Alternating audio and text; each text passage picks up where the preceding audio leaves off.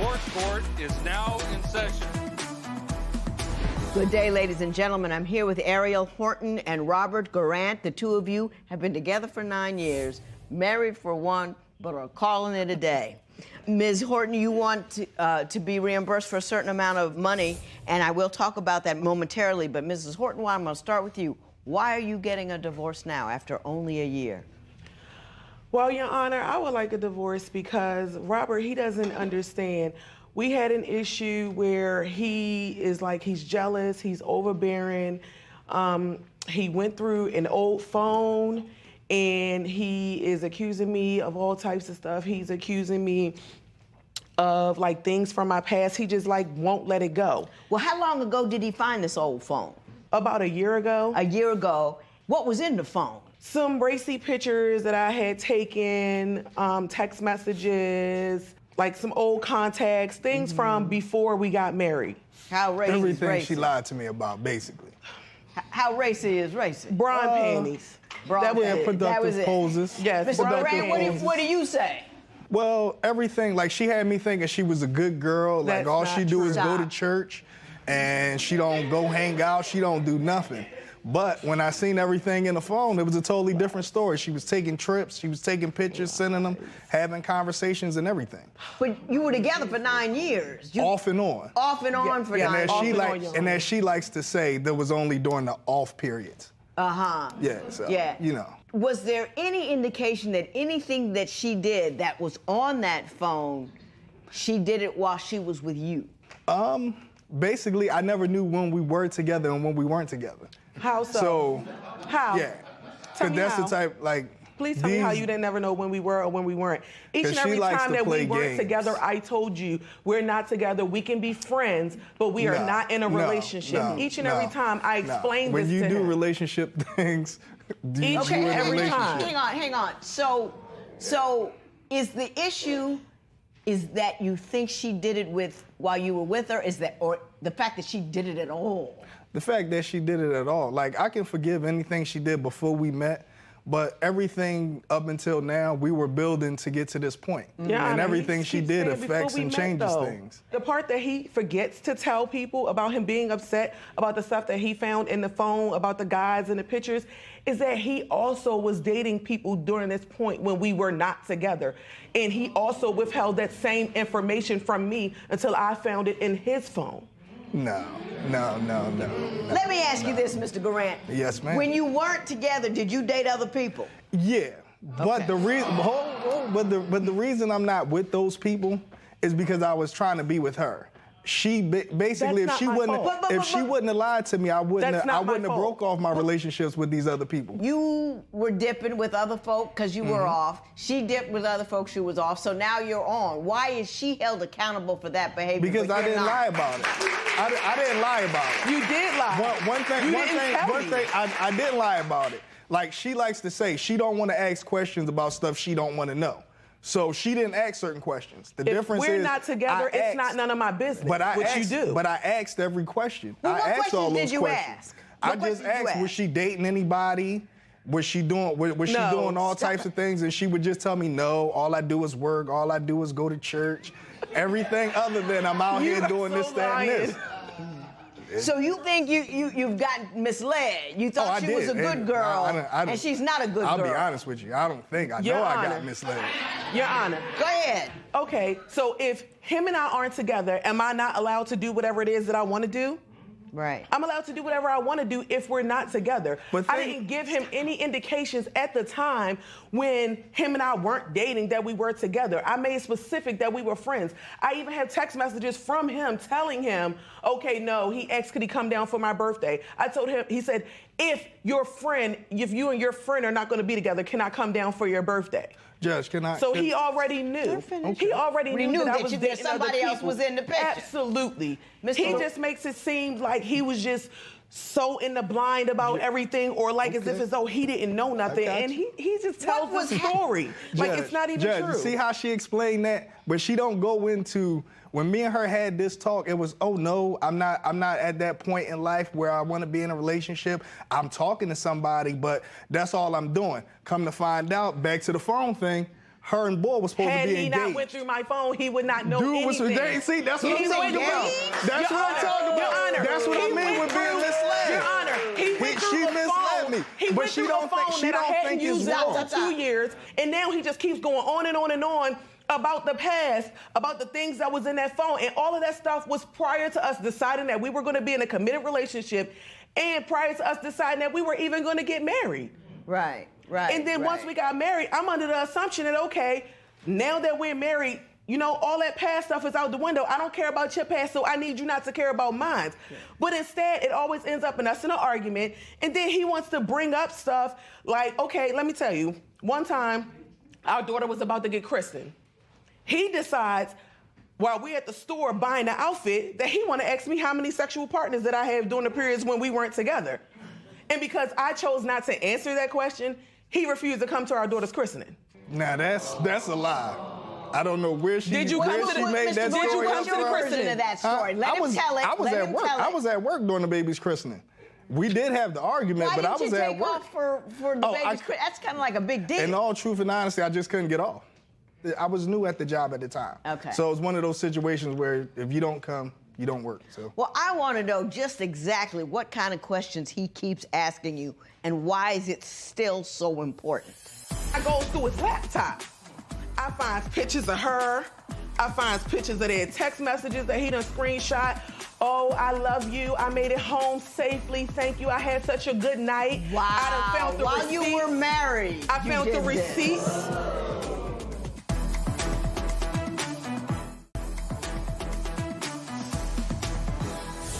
What does he keep asking you about?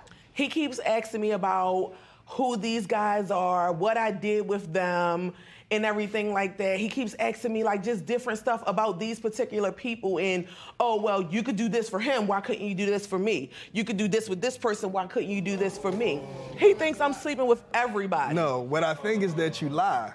You lie a whole lot. Oh, just like I guess I was lying about the coworker too, huh? No. Is there anything that she's done since you've been married that leads you to believe she's not being honest with you? She calls everybody brother. And all of these male friends she supposedly have, they're all supposed to be her brother. When we have a conversation, it's, oh no, I grew up in the house with him. No, it's this, that, and this, and blah, blah, blah. But as soon as I sit back and I go through messages again, dude is up in her inbox trying to see what's up. No. So it's like, okay, all right, if I'm your husband and you're not doing nothing, you have no reason to lie to me about who this dude is. You have no reason to even want to keep having contact with this guy. Are you telling them you're not in contact with guys and are inboxing and messaging people? I am not inboxing anybody. The message that I didn't say you did, but you letting them inbox you like it's cool. So I can control who inboxes me. Absolutely not. Okay, why do you still want to be friends with somebody that's inappropriate? You should see some of the things they inbox me. No, but you don't. But you don't. All right. And this is the thing. That's totally that's totally different. You're not going home telling your husband, oh, that's my brother. He jumps all over it. I got it. Well, you know what I'm saying? You're mad about all of these misdirects. I'm going to call them. Yeah. But you directly cheated, did you not? Absolutely, Your Honor. Yeah, I did. He was in a dark place. Why don't you tell me? A dark place, Your Honor. Tell me about her. Now, what about her? We were laying in the room watching TV. Oh, it's 1 o'clock in the morning, so I guess this was their usual time of talking, Your Honor. And I was supposed to be at work because I work night shift. Well, this particular night, my job canceled me.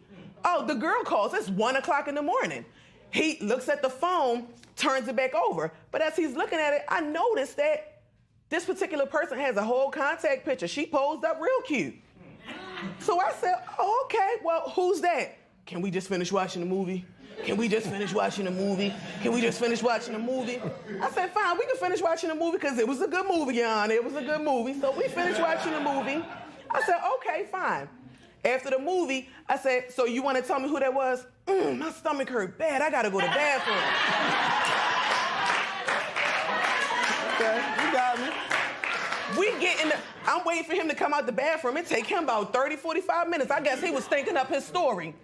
We get in the room. I said, so you got something you want to tell me? Oh, yeah, you know, she just my friend. We just talked this, that, and the third. Then I goes through his laptop. I finds pictures of her. I finds pictures of their text messages that he done screenshot. oh, I love you. I made it home safely. Thank you. I had such a good night. Wow. I done found the While receipts. you were married, I found the receipts from him taking this girl out when he's telling me he can only give me $275 a pay towards bills, but he's taking her out, Your Honor. I don't make as much as I used to. He's taking her out to midday matinees. They watching movies. We're gonna stop right here. We're gonna get Mr. Guerrant's version of that story, and then we're gonna find out why he says he needs some sexual attention from other folk. I was angry from everything that I found. And in response, you actually have an affair on her. Yeah, I was angry. She was my confidant. Like, I was talking to her. We were getting to know each other. Next thing and now they love each other. They sending I love yous back and forth while you married. You still with her?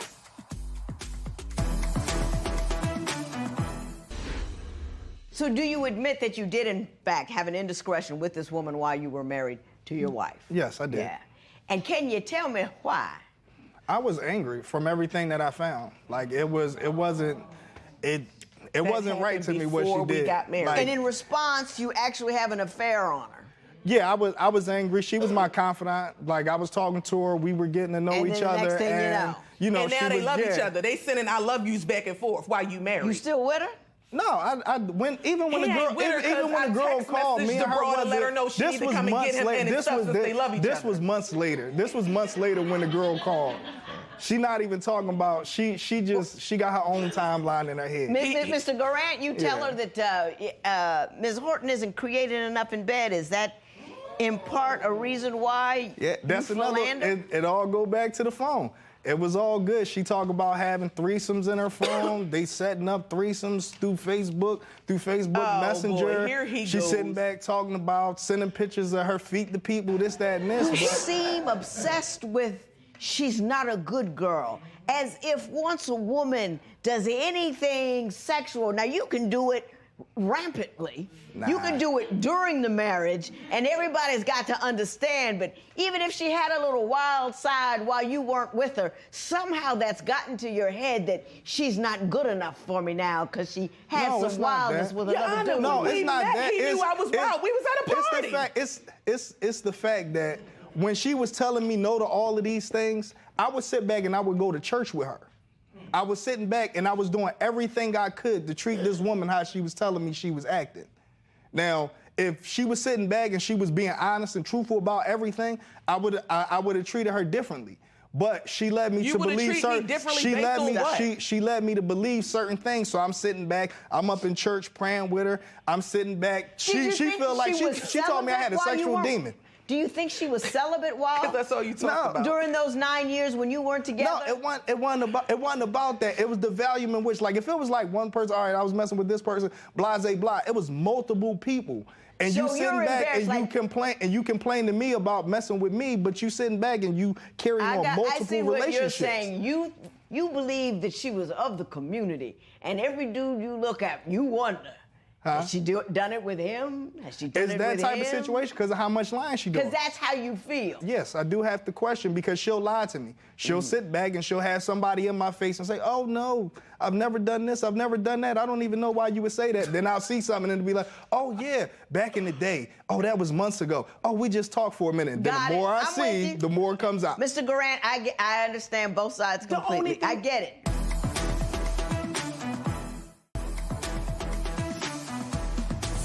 Mrs. Horton, you say you want $500 from Mr. Guerrant. Why is that? Yes, Your Honor, because he lets his anger control this marriage.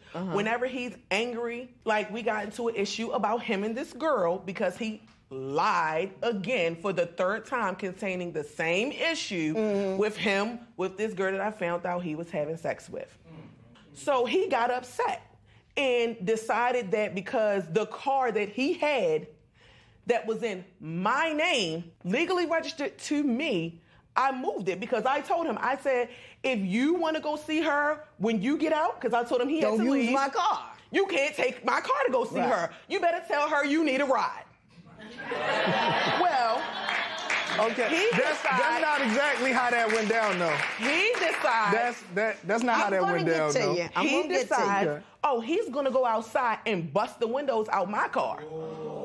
because I moved the other car. So he busted the window out of my car, he broke my mirrors off, he ripped my door handles off, and he broke the gas tank door off. All because he was pissed off because I moved the other car that was legally registered to me. Mr. Guerrant, what do you have to say about that? She ain't put no money to that car, so it was mine. It was legally only, registered it was to me, only doesn't in her matter. name, but as always, she forgets to tell everybody's side, not just her side. But that Who paid day, for the car? I did. It's my car. I just had it in her name because I wasn't legally a resident yet. So we having this argument, this blowout argument. She tells me to leave. I ain't gonna lie. So I was sit angry. back and I go get my stuff. But while I'm going to go get my stuff, so I don't put my hands on women. So when I go get my stuff to leave, I come outside and my car's gone. It was my car. I see her. She's walking back up while I got my stuff outside. I'm like, all right, look, I'm not trying to fight no more. I'm not getting locked up here. Can I have my car so I can go? She keeps telling me no. She keeps trying to fight. Until he talked to me, she I was keeps not trying giving to him fight, that and car. she's chasing me around her car. And then she said something to take me off. Those are two separate She incidents, said Your Honor. something, and Those are so two that I separate wouldn't. incidents. And I just snapped out. And instead of Those putting my were- hands on her, I put my hands on the car. Those were two separate incidents, Your Honor. The second time I chased him around the car Did you after I pay went a to his deductible job. to get it fixed? Absolutely. I have Let's my see. receipt right here. Did she pay to get it fixed? Yeah, she did. But she ain't never gave me no money back for nothing she ever broke of mine. What did I break of yours? How much? So What about my Jeep? it was $2,900 about to your get it Jeep? fixed, What but about you my had to Jeep? What pay a about your $500 deductible. Am I right? Absolutely. Okay, good enough. Let me tell you something. I'm so Yes, glad ma'am. y'all separating. And Miss Horton, I'm gonna tell this to you because you the weak link. He's not gonna get over it. And I think some of it is true that you're not telling him pretty much what was going on. And every time he turns around, it's finding this little bit out and that little bit. And men can't take it. But whether or not it's true, it doesn't matter. It is emblazoned in his mind, it is burned in his soul, and he will forever feel like he can cheat on you because his ego is gonna pop up and he's gonna have to become powerful again, and he's gonna get with another woman, or he's gonna tear up. You can't win this one. Do you know what I'm saying? No matter what did or did not happen, you can't win this one. But let me tell you what you did win, that $500 you paid to fix that car you broke. Thank you, Your Honor. Thank you, your payment. You said you gonna get it, but you're not. If she would have been honest and open with me from the beginning, I could have made every decision how I think about it now, and we might still be together. But because she lied, she took that decision away from me, and that wasn't right. I just really hope that we can move on from here and that he can let the past go and stop thinking that I'm a liar, because I'm not a liar. I didn't lie to him, and I didn't feel like withholding these things from him was a form of lying, as he seems to think that they are.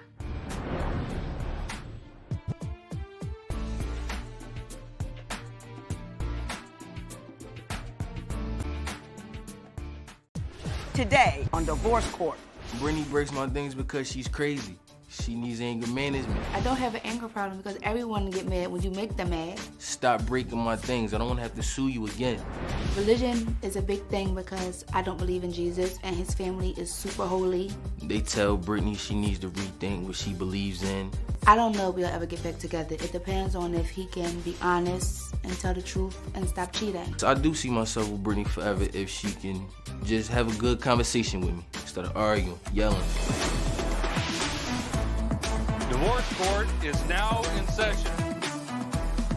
Good day, ladies and gentlemen. I'm here today with Brittany Spencer and Terrence Spencer. Mr. and Mrs. Spencer, you've been together 10 years, married for 2, separated for the past few months, and you do not want to be married anymore, and you also have 2 children together. Mrs. Spencer, I'm going to start with you. Why don't you tell me a little bit about your marriage and why you're here in divorce court today? Well, I'm here in divorce court because Terrence can't be truthful. He lies, he cheats. There she go, man. So let me tell you how the first time I caught him cheating. Okay. I was on my way to work, and I just happened to go through his phone, and it was a text message. So I woke him up and asked him about it, and of course he lied. So I took the number out of his phone, and I went to work and called First the of all, I girl, was the young half lady. asleep. So, you know, she was honest. She said that nothing happened. They just talked on the phone.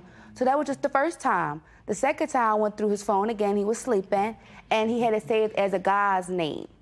And, you know, the text message said, you know, I'm going to get to you, Mr. Spencer. So the name said a guy's name, and the message said, you know, when you coming over? Now, I know he ain't gay, so, you know, I asked him, who is this? This time he was honest, I can admit, he was honest, and he told me they had relations, so I didn't call the girl this time. Mr. Spencer, those are a lot of allegations. Do you care to respond? Okay, listen, I'm a man. I own up to what I did. I did what I did, but that don't give her the right to cheat back. We don't play like that. We don't play like that. So you admit that those times that she caught you, you had in fact been doing inappropriate things? I did. I admit to. I did. Okay, yes. you do. But you say she revenge cheated. Yeah, like. Tell me about how you found out about that. She came out and told me the first time about, you know, she went on a few dates with a couple guys because I did what I did, which is not fair. That's not how we play, man. I don't. Did you revenge cheat, Mrs. Spencer? Maybe. Man, so that's a yes. So that's a yes. You did go do that. Yes, I'm not a cheater. I don't just go and just do it. I was just mad because he did it. Well, you're a cheater just for different reasons. Yeah. But she's still a cheater, though, ain't you? She's still a cheater. Did you feel that once you revenge cheated, you would be evened up and then you could continue on, you know, blissfully in your union? No, was that your thought? No, that wasn't my thought. I just did it out of anger. You were just mad? Yeah, I was just mad. And trying to make yourself happy? Yeah. But see, now that made me mad. Now I'm around the crib snapping, cursing her up. That didn't make nothing better. Now, you started it. So just to say it's over and I'm done is not it. You have to make up for what you've done. Revenge cheating is a 6-year-old's response to pain as opposed to a grown person response to pain. But a response to your cheating has to be on your part, grand gestures of remorse and things done. You can't just tell her get over it. You know what I'm saying? All right, I get that, I do. You know what I'm saying? You have to deal with the pain and all that. You say, however, that the major problem in this relationship is her anger. Yeah. Please tell me why you say that. Oh, man, let me tell you. One time, I'm getting ready to go out. I'm in the room getting dressed. She talking about, you ain't going nowhere. I'm like, yo, go ahead, man, I'm out. She talking about, you think I'm playing? You not leaving. I said, yo, I'm not about to argue with you tonight over this. I'm out. She leave out the room. 2 minutes later, I hear a crash. Windows, bro. I look outside like, yo, that's my car. Windows getting busted out by her with a brick. I'm like, yo, she out there throwing bricks through all my windows. I said, look, it's cool. I'm gonna just throw a trash bag over the windows and I'm gonna still go out tonight. Did you? No. I couldn't because Crazy over here sitting in the back seat like, you still not leaving. I said, oh my God. I said, come on, man. Mrs. Spencer, did you bust out all the windows and sit in the back seat and refuse to leave? If that's not crazy, yes, I don't know what it is. Yes. Where did you learn to respond like that? I'd be mad. I don't know. When I get angry, I just react. I don't know. And we was having a discussion. We wasn't done talking, and he just walks away. I'm getting dressed. I'm going out. That's not how you settle things. Mm-hmm. So I know that's not how you settle things neither, but yeah, I did. That's not all. He's a liar. That's not all. Keep telling me. We had a little discussion in the crib earlier this day. She leaves out because she was mad. I said, all right, I'm going to chill in the house, play 2K, play my man online, bet some money. $40 on the line. It's fourth quarter. She come back in the house, pull the cord out the wall. You still owe me $40 for that, I don't do nothing. Pull the I don't cord owe out the wall anything. in the middle of 2K. Yeah, that's serious. That's serious to me. Mrs. Spencer, did you do that? That's not even the story. We had a disagreement the day before, and I left to go to work the next morning. And when I came back, you know, I texted him on my way home, I don't want no company, don't have nobody over. And when I get home, he got his friends, a bunch of friends there, playing a game. And I asked them nicely, this is my home. I said, can y'all please leave? You could at least wait until my man left. They looking at me like I'm a stranger in my own home. So I unplugged the game. Did you have a lot of folk over there? It depends on what you call a lot. Four. Well, give me a number. It was 4 of us. 4 of you playing a game. 4 plus 1. It was all right, 5 of us. I think it was 5. Okay, it might have been 5. Playing a game. Yes. It might have been 5. But we was betting money. We was chilling. Do you understand why she was annoyed? Let's not talk about her response. Let's ask, why was she annoyed? I don't know. I don't know. You're insane. I was trying to win some money. I was trying to win some money during 2K. You know what your problem is, Mr. Spencer? What? What's my problem? You go ahead and behave badly. You don't respond to it, and then you just sit back and let her get angry. You don't change your behavior. You're not adult about it. You just behave like you're 12 and then wonder why she's mad. Oh, thank you so much for telling them. She wants a grown man. She wants a husband who knows when to come home. She wants a man who's not home with his boys all the time playing the game. She wants a grown man, and she's frustrated. So instead of knowing that you're not going to respond in a manner that is rational, she loses her mind. Losing your mind is not the way to go. Yeah, I know. But I'm just telling you what happens. So you just take her outside? I'm all done. I'm all done. Now I want you to tell me why your family does not like her. My family is a very Christian family, and she's not as Christian as they are. So about a year ago, I stopped believing in Jesus. And his family member called another family member that actually really believed in Jesus, like, you know, called me, and she gonna say, well, can I pray for you? I told her no. She didn't want to listen to no.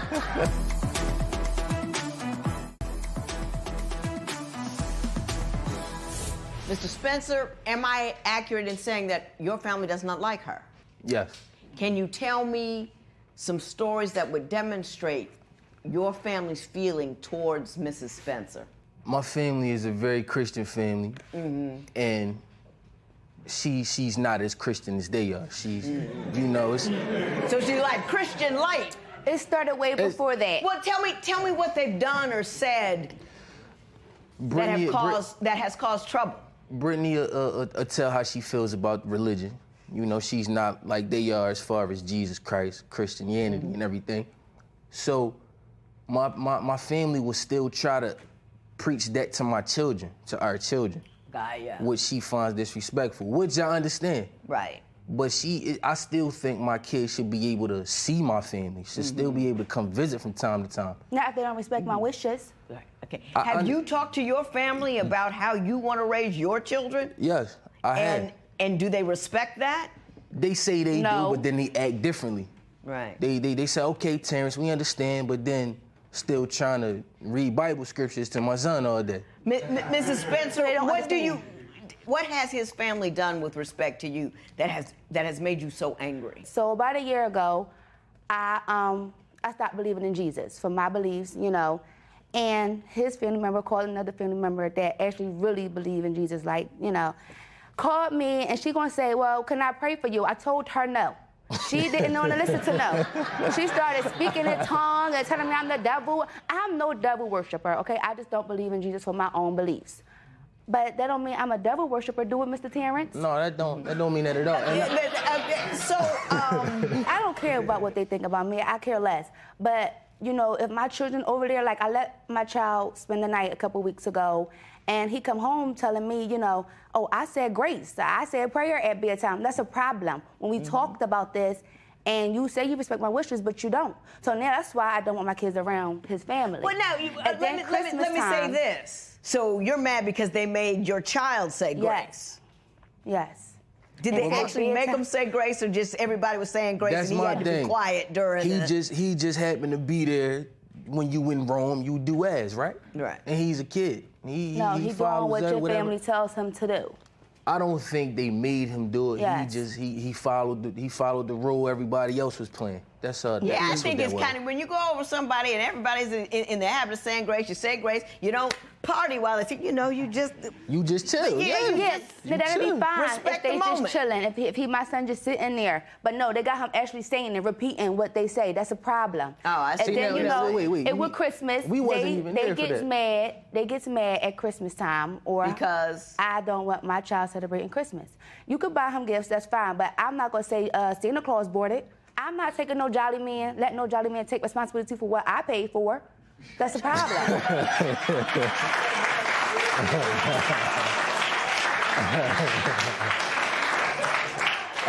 I've never heard anyone put it that way. That was very good. Yeah. In the beginning, I heard cheating, which is a drop-kickable moment. But it seems that you guys have worked through that. And now we're at saying grace, jolly fat men. Oh, yeah. and cleaning bathrooms. Are we still at divorceable?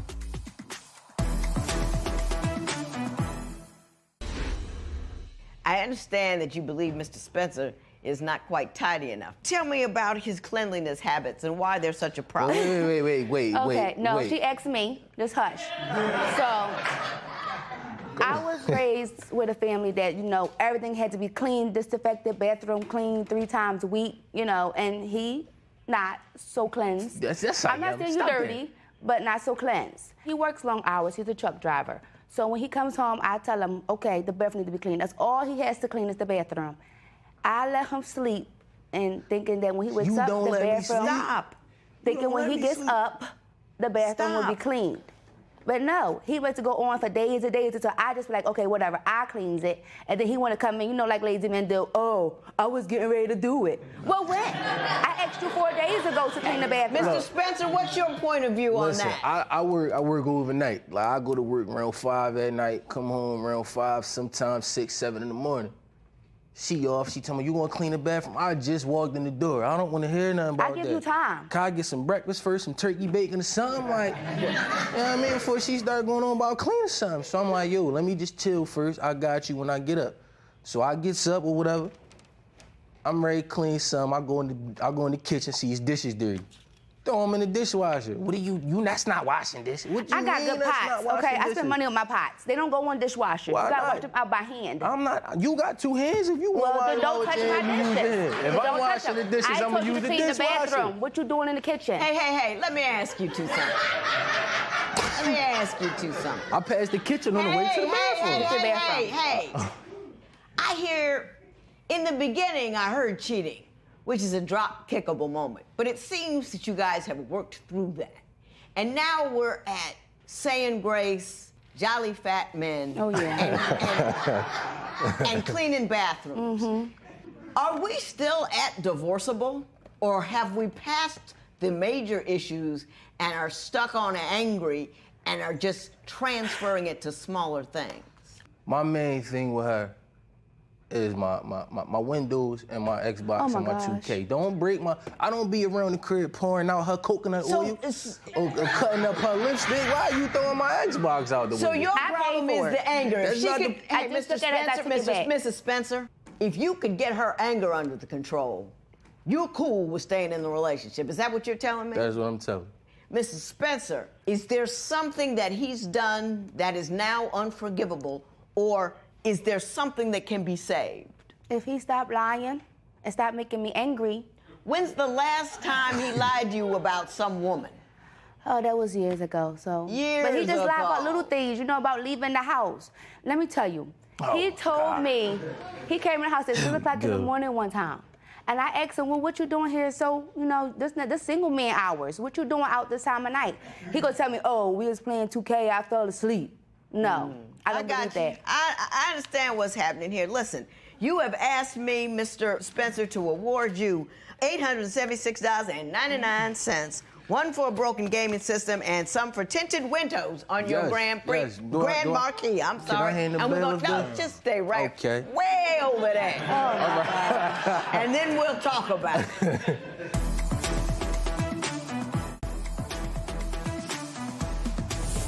So, Mr. Spencer, if this union ends, you want your money for those broken items. You want money for the broken gaming system and the broken windows, correct? Yes, man. That's pretty simple.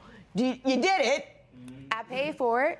Yeah, but you gave it to him, right? It was a little gift that I A took gift back. is a gift is a gift is a gift. If it's a gift, it's gone and it doesn't belong to you anymore. Once it doesn't belong to you anymore, you can't break it. So if in fact you two decide not to be together, there will be a judgment in his favor in $876.99. Now what I'm telling you is I hope that no money changes hands. You got little people in the house. Little people. And the cheating was long ago. So you can't continue to get angry about that. And you can't put the anger of the cheat on top of the not being neat or on top of the gaming system. All it's different. But your anger seems to have built up over the years, so he gets the whole scope of your anger every time he does anything. So you don't want to live like that. You don't want your kids to live like that. Your anger should be appropriate to the circumstance. Having said that, you out there running around like you 12. It is difficult being a grown woman with grown woman responsibilities, and your man is sitting around gaming and going out and hanging out like he has no responsibilities whatsoever. It's irritating as all get out that you haven't stood up and taken responsibility for your household. It seems that you have allowed your wife to manage everything, be in charge of everything. You play as you will and then wonder what she's upset about. We don't get married to take care of you. We want to have children with you. We don't want you to revert to your own personal childhood.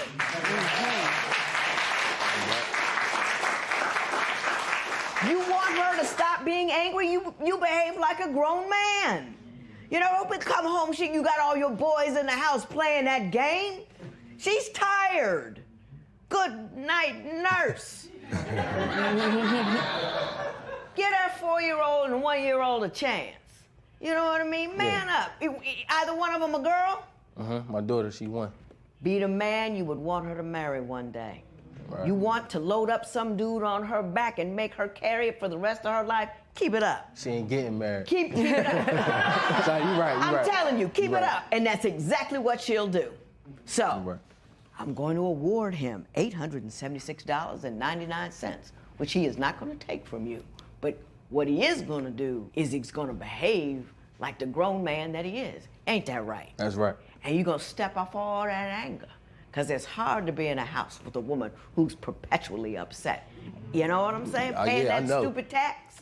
That stupid tax, every time you break something, you got to replace it. It's the stupid tax. Yeah. You can't afford it. This matter is adjourned.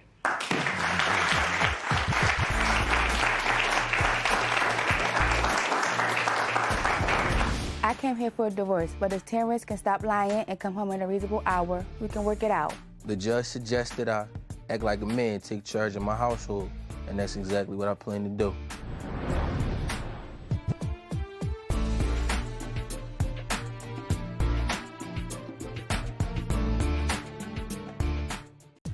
Today on Divorce Court. Anthony shows me a lack of affection in public. I hope it's not because he's embarrassed. I'm definitely more comfortable in my skin than Anthony. I want Anthony to know that I'm very serious, because at the end of the day, I'm your ride or die. He needs to wake it up, or else I'm out. Divorce Court is now in session. Good day, ladies and gentlemen. I'm here today with Brooks Kelly and Anthony Plumey. The two of you have been together for 6 years. Things are not going well at this juncture, so you've come to see me to help you out. So, Mr. Kelly, I'm going to start with you. Tell me a little bit about your relationship and why you're here today. I'm here to get some help with Anthony. We met on Facebook 6 years ago. We were intimate pretty fast. I felt that, you know, when you say pretty fast, what do you mean? Because this is divorce court. You know, 5 minutes in. And I think it was like around 11 minutes. But what was your sense about Anthony when you first met him? What was he like? Seriously shy, not as talkative, nervous. Did you like that about him? Yes, because it's an opposite of me. You know, I'm outgoing. I'm loud. I'm obnoxious. You know, so he definitely is that. The yin to your yang. He definitely is. Mr. Plumey, what did you first think when you first met Mr. Kelly? I thought he was sexy. He had a nice personality. And he's great. Did he scare you a little bit? Because right now he's not. He's pretty calm and quiet. But from what I read here, I mean, he can come into the room like an explosion. Was he loud and like woo? Or did you like that about him? I like about him. He's loud. He's talkative. He's not shy. He's a great guy. And he's a great guy. So what seems to be the problem, Mr. Kelly? The problem is that we don't have a good communication barrier. Okay. Our communication is off. Like, in front of people, we're amazing, you know? But when in front of people, you're amazing. What do you mean? Amazing you look meaning good like as a couple? Yes. Like, they take us very serious. Our friends and family, they definitely look at us towards what they want in their relationships. Right. But when we're at home and we're dealing with just me and him, you know, there's a lot of things that he's not giving me that I feel empty in. Name something he's not giving you. His attention. That you want. Attention. Is he not touchy-feely? He won't hold your hand? Is it he won't have affection in public? No PDA, and you like PDA? I love PDA. I'm all about it. When we're in public, I feel like sometimes he's not as affectionate with me. You know, he's not on the side of me. When we walk in a room, we're a couple. I wanna come like Beyonce, you know, the kind. Like, I want to have that man in my life. And when we walk in a room, people know that we're a couple. Boom, here we Always, are. Everywhere. Well, where is he when you walk in a room? Good question. Well, you said in here that he's walks 6 feet behind you. Is that right? Yes. Not really? No, it's right. Is that true? No, I'm not comfortable. He's comfortable being gay. I'm not. Because when I first found out I was gay, I only told my mom. Mm-hmm. My mom was okay with it. When my dad found out I was gay, he was upset. He was mad at me. Mm-hmm. We don't talk that much because of it. Right. Because I'm gay. Right. So you understand that he's uncomfortable with being gay and that he's not you comfortable with it, out and proud and loud and it's all good and everything, and him not so much, so he has to be brought along a little bit. I hear you, but that's just an excuse. We've been together for 6 years. Get over it already. Exactly. I haven't met his dad, you know, so that person hasn't affected me in our life, other than all the family and friends that we have now. And they all love him. In my family, I made sure that when I took him serious, they all knew how serious he was. He's my ride or die, everything, forever. And, you know, I want to marry him someday. But it's just sometimes I do get hurt, you know, when, you know, because at the beginning I was on drugs. I was homeless. My mom had just passed away, so I was going through a lot of stuff. And when he came into my life, he definitely was that yin to my yang, you know. He pulled me out of drugs. I no longer do drugs. I've been 5.5 years clean. You know what I mean?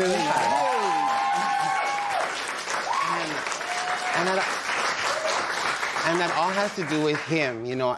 My own willpower, but if I didn't have somebody solid like him in my life. That support that you needed to make that move. Yes.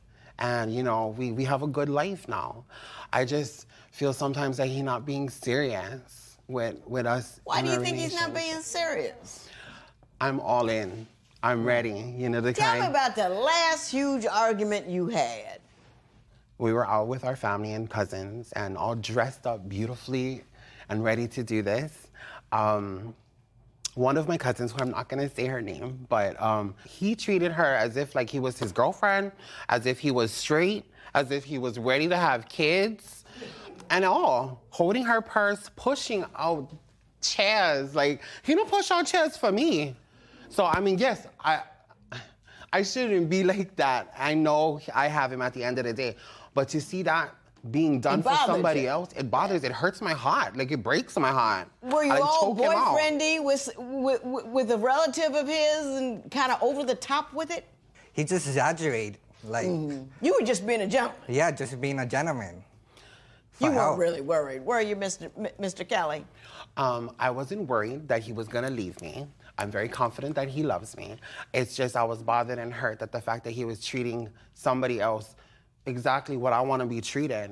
You know, even if we've been together for 6 years, I'm your princess from beginning to end. Boom. Right. You know the kind, yeah. There you go, right. Yeah, I think I see what the issue is there, I really do.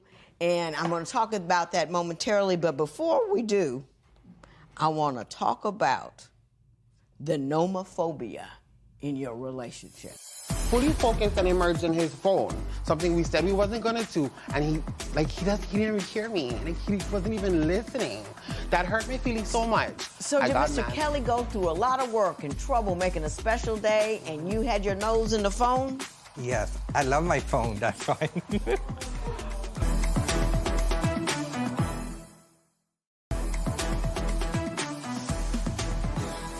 Mr. Kelly, you say Mr. Plumey is nomophobic. Now, Joe, do you know what nomophobia is? Do I want to know?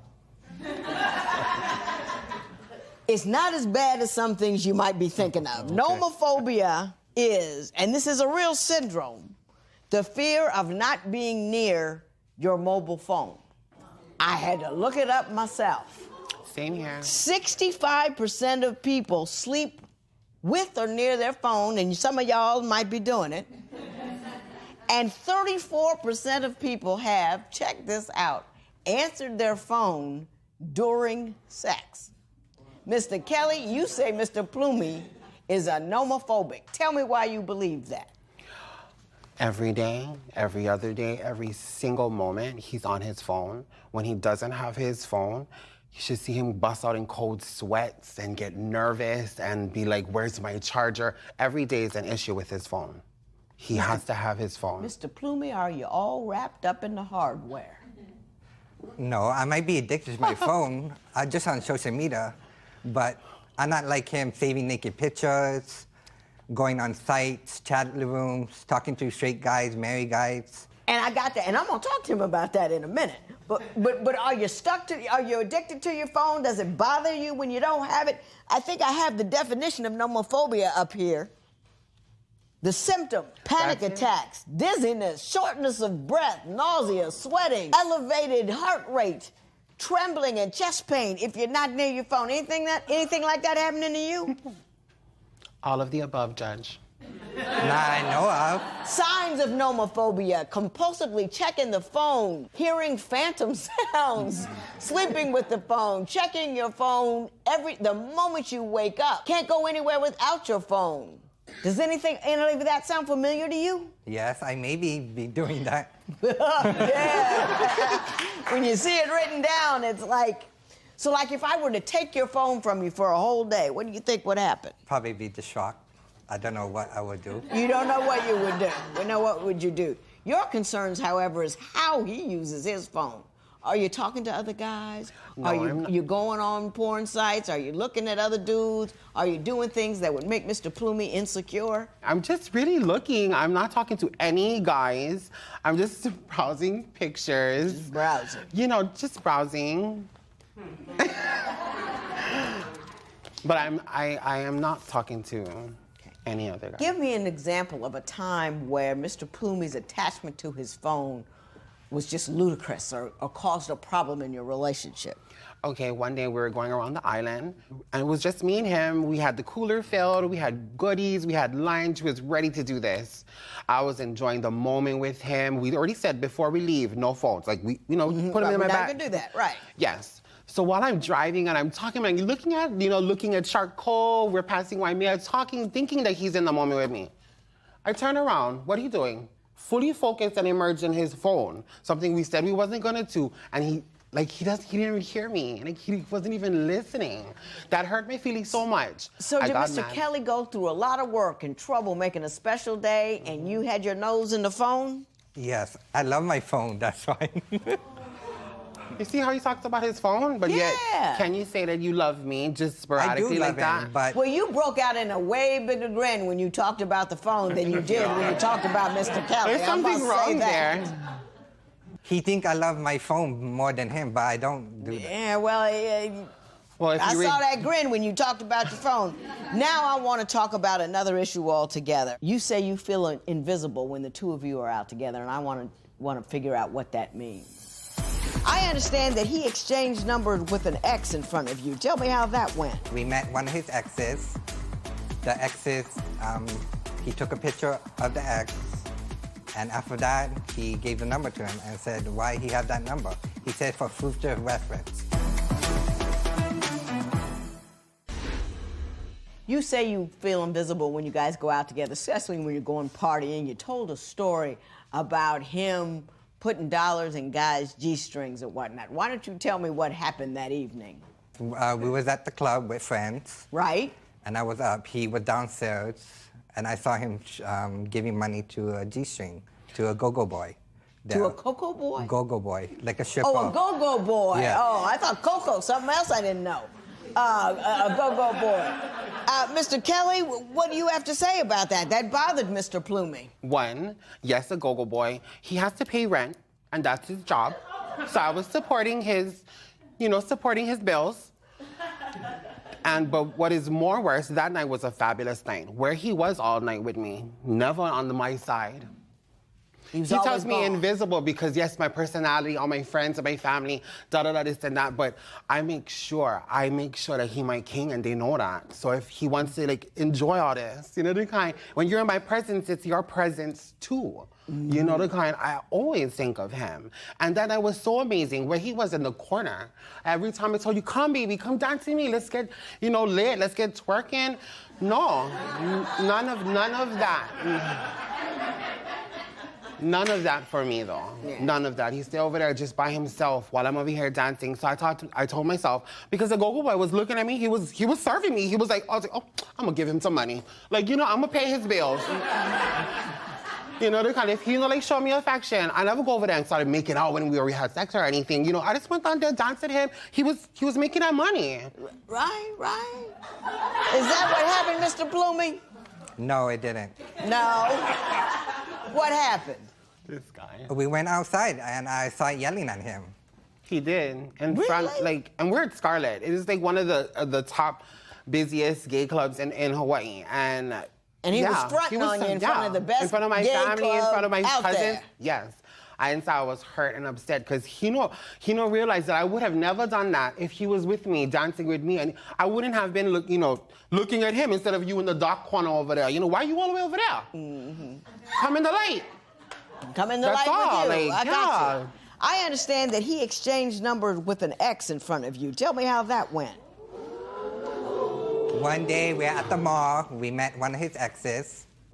The exes, he took a picture of the ex, and after that, he gave the number to him and said why he had that number. He said for future reference. If future reference means that he's going to leave me for this guy? Baby. What's up with this? Mr. Kelly, what's up with that? I didn't do it on the cover. He was there with me, so it's it was mutual. I saw him, I was like, hey, we're still friends, cordial friends. My heart is to you. You already know when we have that kind of stuff, the kind, I ride it that way, we're always together. I would never do that. I did that in front of him, and for reference, yeah, he has a great job and he knows me in my working environment. So yeah, I would like to have some good people saying good things about me to get jobs that'll further my career, whatever. Gotcha. Yeah. But he always sees it because of my past, yes. I've been with a lot of men and women, okay? And,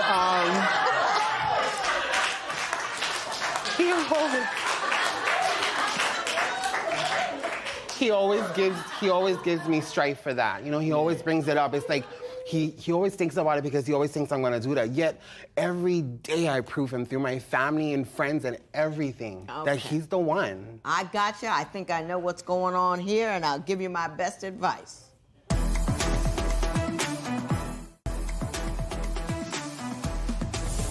Y'all tickle me. Mr. Kelly, I thought it was all going to be you. I thought you were going to amuse me. I thought you were going to be funny. But Mr. Plumey got a few in there. Undercover, you know what I mean? He came alive there for a moment. I know why you love each other.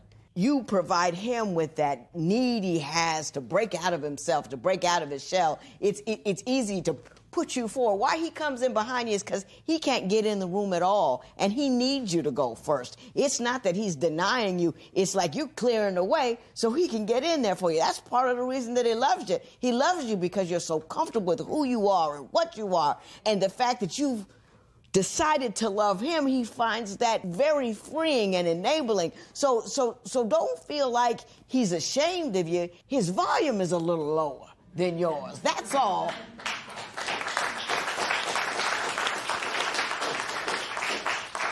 And Mr. Plumey, he loves you because you're who you are, but don't let him step too far out in front of you, so you lose him. Do you understand what I'm saying? You have to get outside your comfort zone. If you're going to get uncomfortable for somebody, you get uncomfortable for the man that you love. So if he's out there you know, running. Every once in a while, just screw up your courage and get out there with him and enjoy that larger and more dynamic life that he brings to you. You know what I'm saying? Because he wants you out there having fun with him. And you're going to find, after a time, you're going to start to enjoy it. Because you're a great couple. The yin and the yang, you're loud and proud, and you're quiet and soft, but a wonderful combination. So I wish you both the best. That hair is just beautiful. What? I also beg him for sex. Well, hold up. She was just giving us. We should have talked about that a little while ago. Don't make him beg. It's not cool. This matter is adjourned.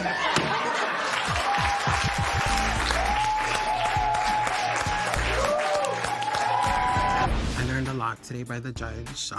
You feel invisible. I didn't know that. You know, I'll definitely not make you feel like that anymore. You know, I'll be more open to that. I'll feel about my phone. I will not go on my phone that much. I will try. Sounds but good. it will take time. You better promise. I will.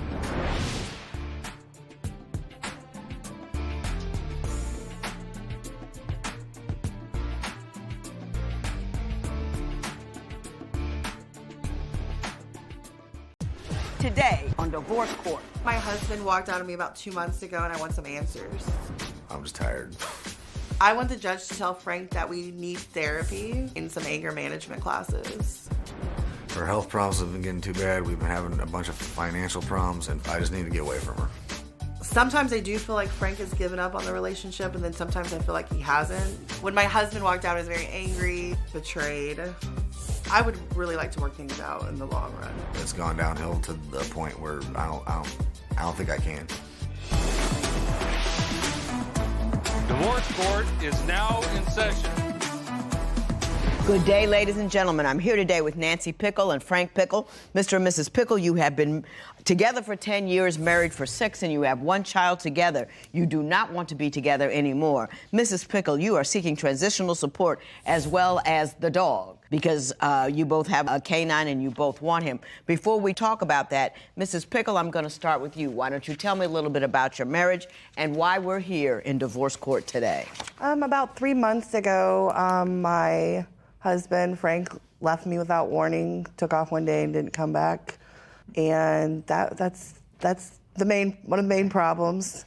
Well, why don't you give me a little history or background Sure. of how we got to the place where my man just left? Well, my husband used to be in the Navy, and when we first met, he wasn't really working or doing anything, so I encouraged him to join the Navy because I thought it would better him and us. And he did really good at it. He excelled. We were happy. And then it kind of caught up with us, with me mostly. It was very hard on me, losing my identity and following his career and, you know, quitting school for myself because I had to travel with him. And then it became a problem after the deployments and never being home and getting pregnant. And, you know, those are problems people have hard time enough with, but being in the military makes them equally more challenging. Okay. Mr. Pickle, what is your take on what she's talking about? You did enjoy the Navy, correct? Yes, Your Honor. But it didn't sit well with her. How did she respond to it? It basically, you know, like the long hours, you know, like I did think it was taking a toll on her, of me, you know, and never being home. And then I think she started to resent me, you know, after that because she thought I was picking the Navy over her. How did her distress manifest itself? What was happening at home where you knew that it was a problem? I noticed a change just because, you know, like, example, a family member came to visit us, and you know, Nancy just stayed in the bedroom the whole time. Didn't want anything to do. Didn't want to go out and do anything. And engage. What was your response to that? What did you do when you saw what was happening? I just... Not a damn thing. just continue. It's basically the answer to that one. So how did your dissatisfaction manifest itself in the marriage? What was going on? Did you start to bicker? Did you get pregnancy. Were you depressed? What happened? The pregnancy and the hormones is where it started for What me happened? mostly. Well, tell me about it. Give me a story. I went a little crazy loco for like a little bit there, you know. When you say loco, loco, bit. again, that's a description. Tell me something. I felt that way. I understand that. Because I was jealous a lot, and I never been jealous of other women before. Like I would say, you were looking at her. She looks, you know. I never was a jealous kind of female. Until Tell me some other stories about your behavior at that point in time. I'm not proud of it. Okay. But one time we were at the beach, and I was probably about 9 months pregnant, and I had gotten fed up with him looking at other women right in front of me. I mean, men look, but I just felt it was disrespectful, so I threw my ring in the ocean. Never let your emotions manage your money. I cried for days. You know what I mean? After that. Yeah. I would take it off and put it in my purse, but it would not see the ocean.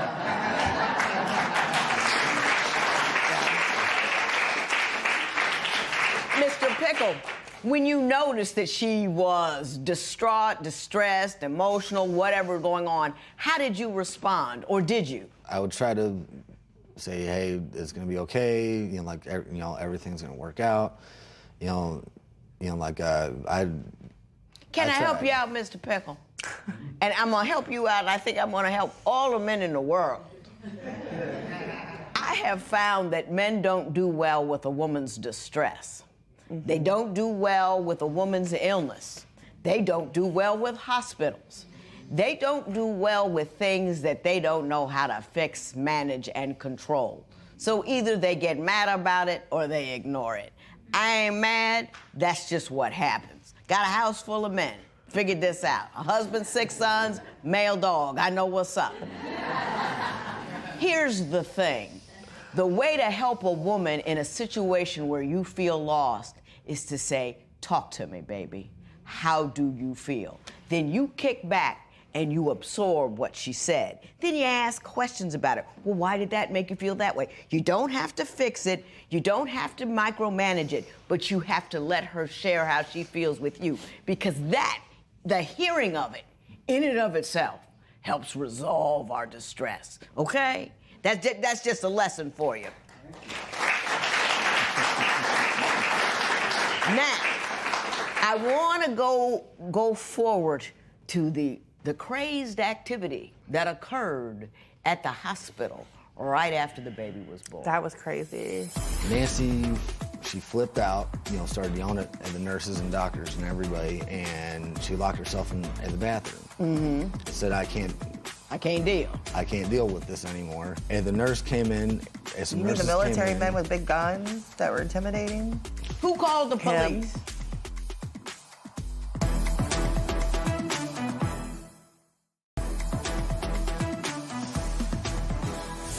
There was some bizarre behavior at the hospital after you had a baby. Please tell me what happened.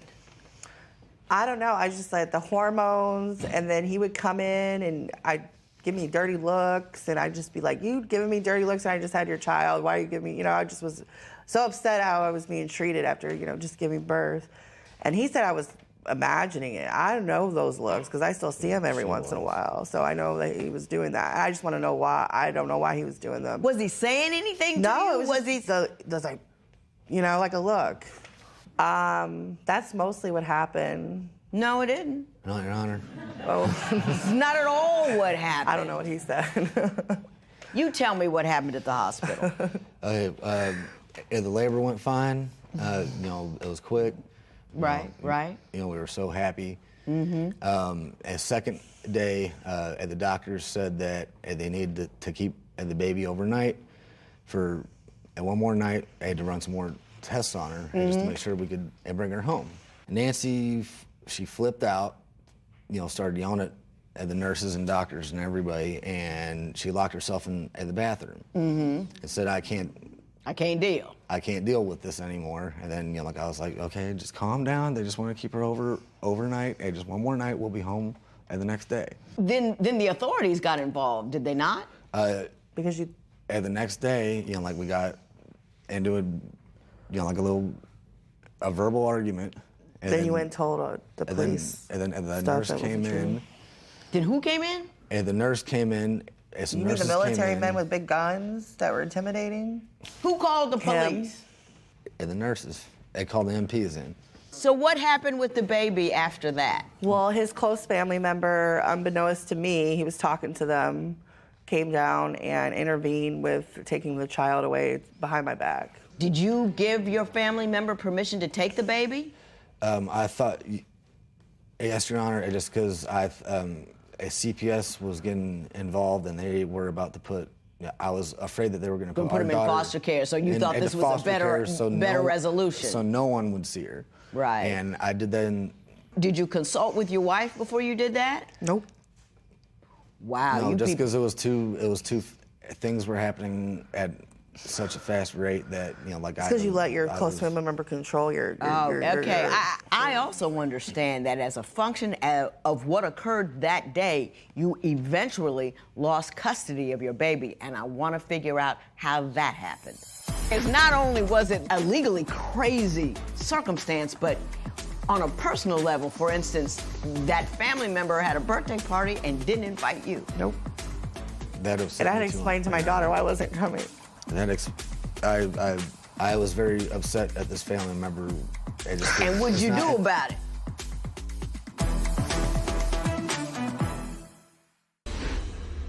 Did you eventually lose custody? Guardianship, yes. Guardianship. Yes, How did that occur? Well, he signed Frank signed temporary guardianship to the close family member.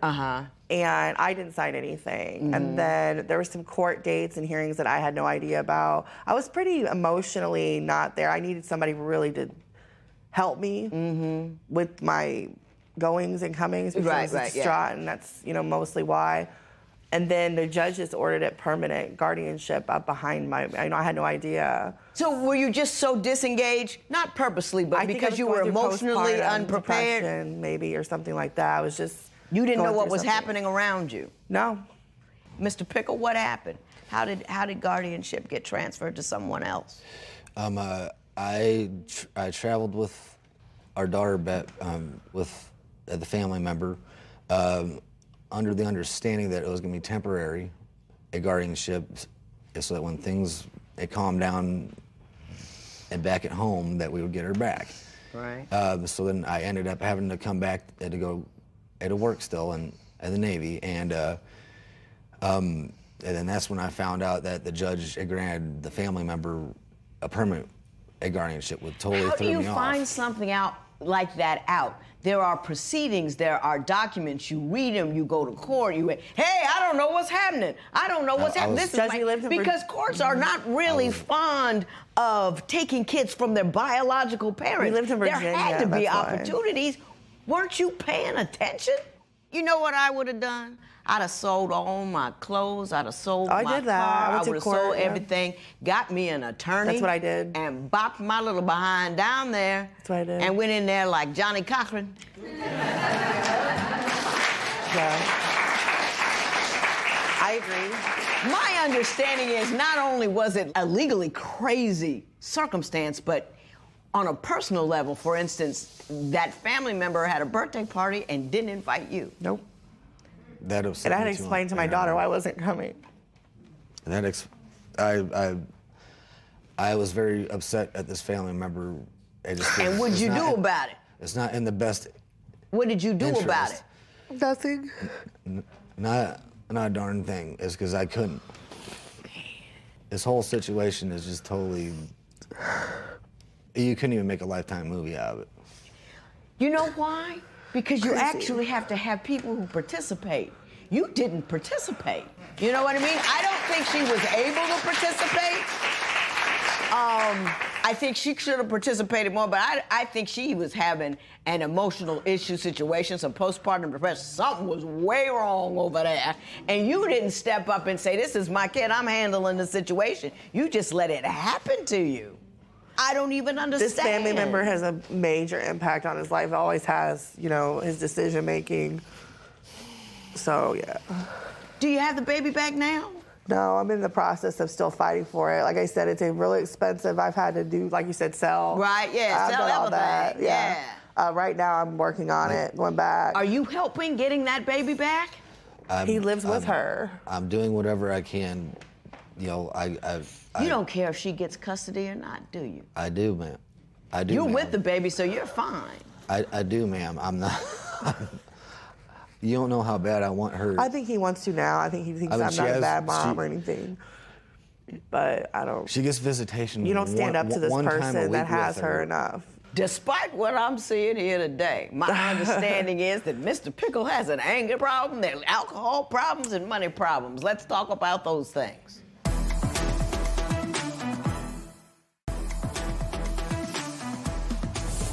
Do you think he has anger management issues? The anger is still there, but it's not as bad. I'll give him that. Before, he used to prevent me from leaving by jumping on cars, punching holes in walls, screaming at me.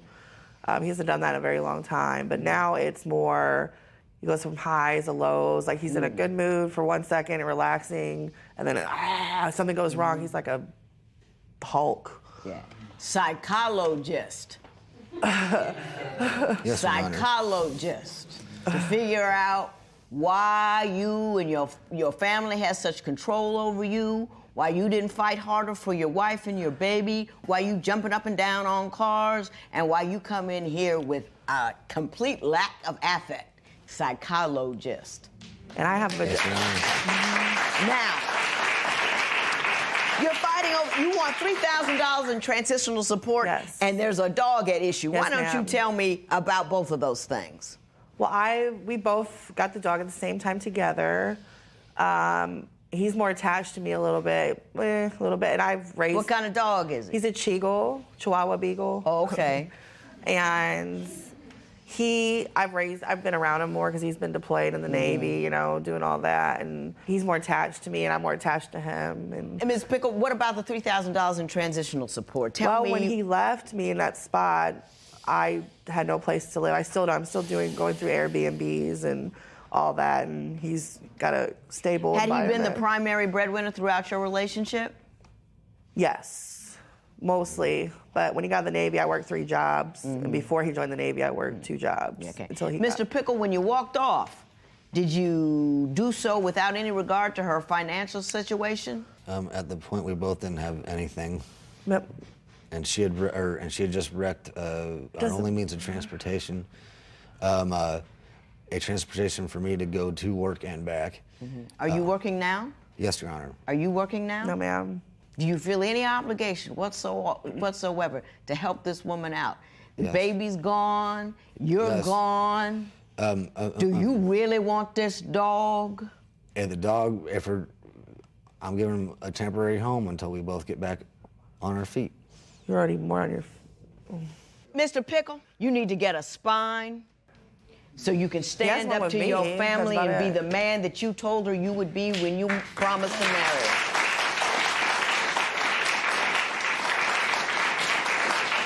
You need to get some motivation so you just don't let things happen to you and allow your family to be shattered. You know, everybody goes through difficulty. Everybody goes through psychological and everything, and then you just like, well, it happens, da-da-da-da-da. And you need to get a conscience and a moral compass to see what has happened to this woman and feel horrible about the situation she's in and move heaven and earth to make her feel better. That's what you need to do. And Judge, I said the same exact thing you said last night. Almost the same thing. That's why I said chills. Yeah. The empathy is, I said, this big problem. I need to see empathy. He has none. Mrs. Pickle? Yes, ma'am. You're stronger than you think. You're more intelligent than you believe. And you're more valuable than you accept. And I want you to believe that every day. You are not what happened to you. It's you are how you respond. And I want you to respond like a queen. Right. You know what I mean? Respond like a queen. So what you'll need to do is take this $500 a month that he's going to be giving you until he's got $3,000, and you need to take that money, you know, get stable, and buy some dog food, because the dog is going to be yours. This matter is adjourned.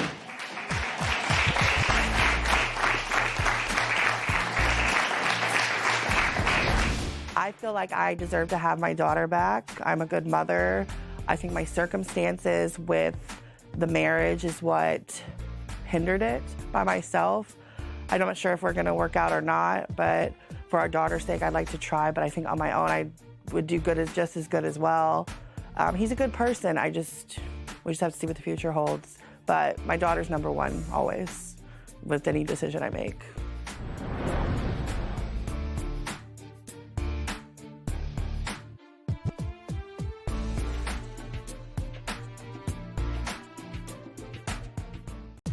Today on Divorce Court. I want the judge to tell Kedrick that he needs to change. He's cheated in the past. He's been watching porn videos constantly. When I say I'm not gonna have sex with him, he says he's not gonna pay the bills. If he doesn't act right or straighten up, I will be gone and out the door. Divorce Court is now in session. Good day, ladies and gentlemen. I'm here today with Portia Lamar and Kedrick Thomas. The two of you have been together for 2.5 years, married for 2 years, has 6 months engagement. You know you're going to hear from me about that. But you do not want to be together anymore. Ms. Lamar, you would like $6,700 from Mr. Thomas as you take your leave of him. But before we get to that, Ms. Lamar, I'm going to start with you. Why don't you tell me a little bit about your marriage and why we're here in divorce court today? Well, Your Honor, we're here today because my husband is like wolves in sheep clothing. We started off good, and then he did a whole 360. He did a 180, but that's okay. Yeah, 360, he went right back where he was. But that's okay, go ahead. He did a 180. Yes, ma'am. And so 3 months after we got married, he immediately stopped wearing his ring. And I knew something then was up. So, and I believe he's a compulsive liar and he's a cheater. Give me a story that tells me he's a wolf in sheep's clothing. Okay, so a woman's intuition. I went through his cell phone, and lo and behold, I found that he was looking at pornography on his cell phone constantly. He was also on a website where they solicit women, and so I caught that on his cell phone. And I seen messages that he had been messaging women constantly, trying to get at them, lying about our marriage. And I have Mr. Thomas, I have too much out there and you grinning too hard for that not to be the case. I'm going to give you an opportunity to respond, however, just tell me what's really going on. And he's in the blue, Your Honor. Okay. Keep talking. I'm listening. The devil is a lie. First off, okay, the porn, it is true because every man watch porn. Hey, I mean, because if she ain't giving it to constantly? Me. So, hey, I mean, and I'm not giving it to you, could you? I'd rather watch a porn, take a nap, wake back up, take a shower, and just But you haven't cheated on her. In your marriage, there's been no cheating. Oh, well, See, Your Honor, that's what I'm talking about right here. Mr. Thomas is about to have a moment for us. Well, I mean, I cheated up on purpose. Yeah, he said. Explain that to me. Okay, because I was trying to get her attention, but I never cheated physically. You know, because I was tired. You pretended you were cheating, maybe? Is that what you're telling me? Yeah.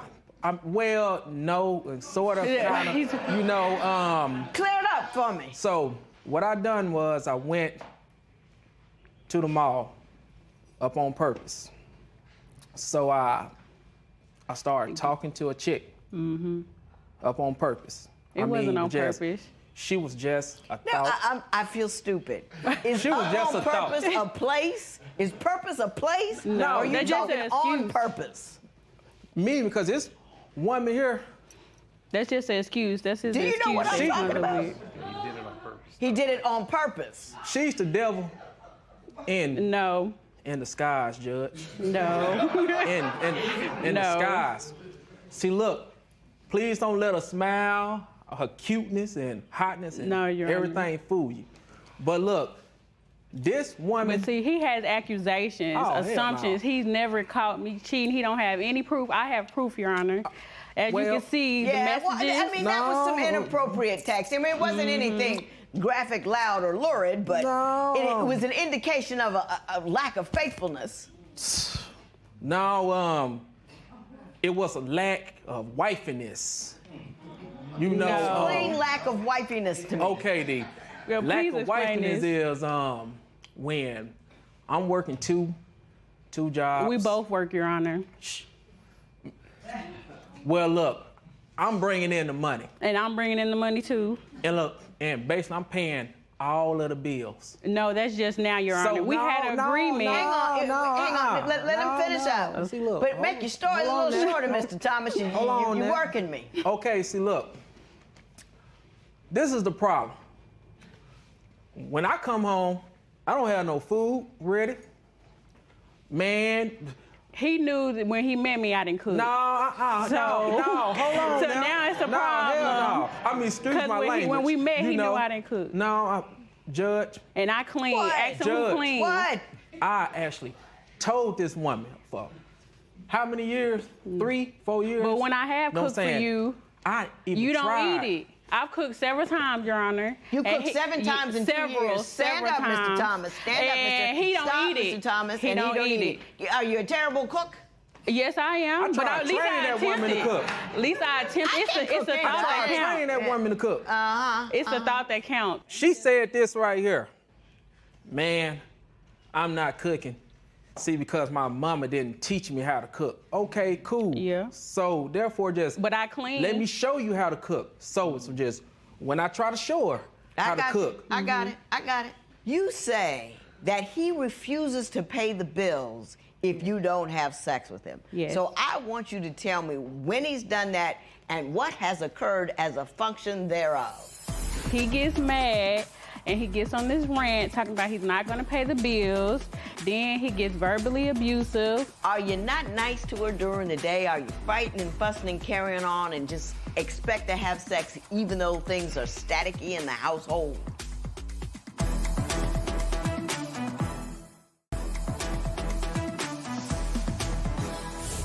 So, Ms. Lamar, tell me what your problem is at home about him paying the bills.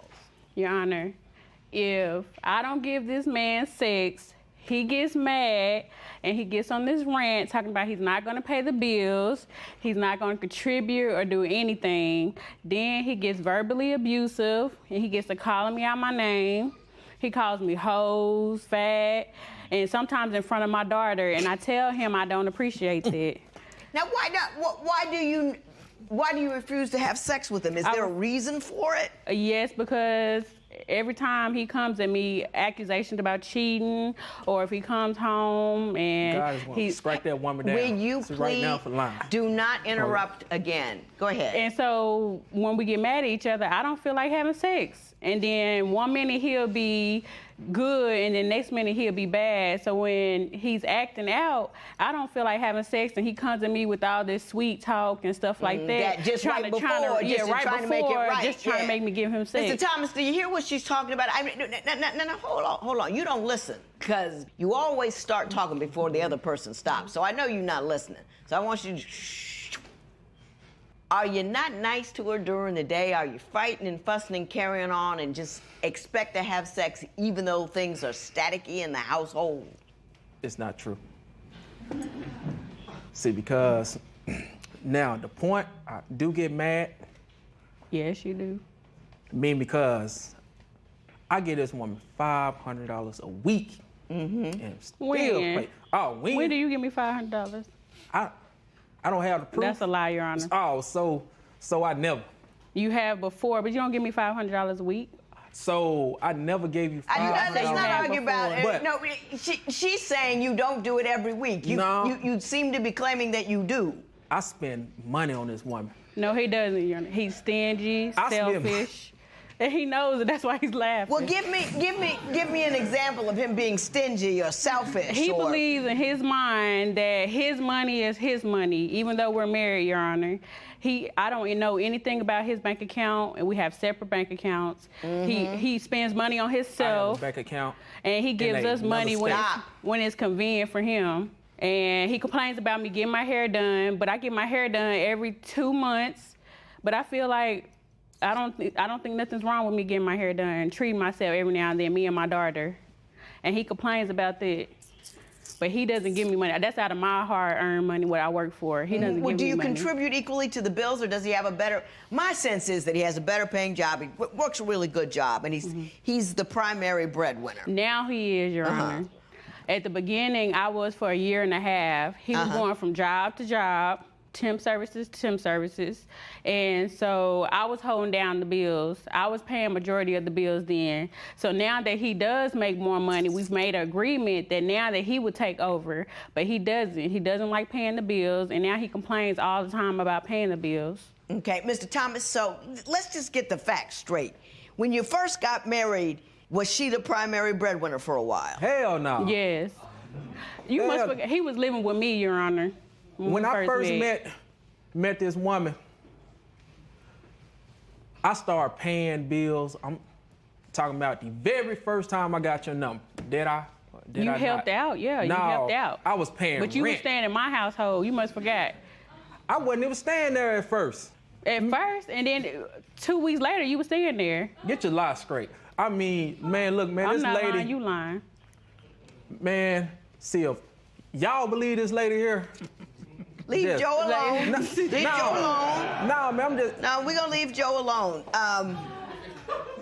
Man, look, man, this lady, I mean, man, the only thing I asked for this woman. Put that finger down. Exactly. See, this is I'm tired of seeing you finger. Listen, and this is what I have to deal with. You say you've had 3 miscarriages due to stress. I want you to explain to me the circumstances under which that happened. Tell me about the 3 miscarriages you had as a function of stress. So all the miscarriages because he was verbally abusive. And then this last miscarriage was a few months ago. He said that he wished that I didn't have the child and that I had a miscarriage. Mr. Thomas, were you a good, comforting husband and potential father to your wife when she was pregnant? You say that there is a heavy level of disrespect at your house and that you've had 3 miscarriages as a function of stress. Why don't you tell me how he's disrespectful and then tell me about the miscarriages? Okay, Your Honor. He's very disrespectful. Like I said, he's verbally abusive. When he gets mad, he constantly calls me fat, hoes. He's very disrespectful. And then females, I'm constantly catching him on Facebook, adding new females, talking to them through the inbox. And then every time I confront him, he denies it, or he'll come back later and then admit it later on afterwards. Mr. Thomas, just on a for real tip, do you do things that are inappropriate on Facebook? Do you kind of like tip around, inboxing folks that you shouldn't be inboxing and saying things you shouldn't ought to be saying? I have friends, like well, you can have friends, but I can't have friends. Hang on. That I grew up with, that I went to school with, you know, saying like friends in high school, and now they grown. So they be texting me like, "Hey, Kiki, hey." But you text them back. So just, Kiki. how you doing? Yeah, that's his nickname, Your Honor. Oh, okay. Kiki. I mean, hey, Kedrick, so how you doing? What you been up to? Oh, nothing but chilling. I'm married now, you know. I'm just. So, okay, you just have regular conversation. Yeah, That's what you're trying to tell me. No, That's he what you're lied. trying to tell me. So, tell me about the 3 miscarriages you had as a function of stress. Yes, well, the first miscarriage I had, it was due to him stressing me out, being verbally abusive. Well, all the miscarriages because he was verbally abusive. But the first miscarriage, we was in the hospital. Stand up, Mr. Thomas. I was having a miscarriage, and he was talking to a female on Facebook, and I seen it. So I grabbed the phone, and I was very upset, and he was laughing. He thought everything was funny. Then I had a second miscarriage. I believe that one was due to stress as well. And then this last miscarriage was a few months ago. Was due to stress, and he was very verbal abusive then. He said that he wished that I didn't have the child and that I had a miscarriage. Mr. Thomas, were you a good, comforting husband and potential father to your wife when she was pregnant? The reason why she had those miscarriages because she had a tumor inside her belly. No, so I look, don't. we tried 3 times. Okay, the first time it was a whole lot of argument. back and forth because of her and me. The second time, I was begging this woman, hey, please stay at the house because she was clubbing still, pregnant. No, I wasn't. Okay, but the third time. Your Honor, I don't have a tumor. I know you don't. I ain't worried about it. You shouldn't either. The third time, okay, it was her fault because whenever we moved to Texas, you know what I'm saying, she was still trying to club, kick it, and got it, drink. All right, got it. Now, I want to talk about the $6,700. Yes.